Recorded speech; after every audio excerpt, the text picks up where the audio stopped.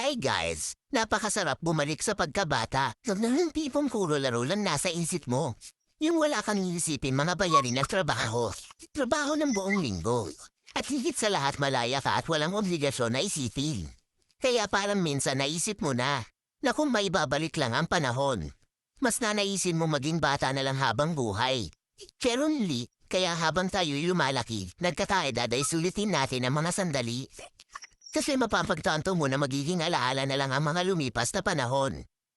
Kung kaya't wag mong sayangin ang mga oras mo sa mga walang kabuluhang mga bagay.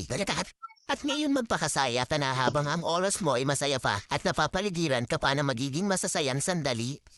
Dahil sa oras na ikaw ay ganap ng isang nilalang. Na may obligasyon at pananagutan, magbabalik tanaw ka na lang sa isip mo. Yung mga sandaling ikaw ay bata pa. Ayun lamang. At maraming salamat na naman sa pakikinig kay Kuya Kevs. Hanggang sa mga susunod ulit na sandali mga kaibigan. Paalam!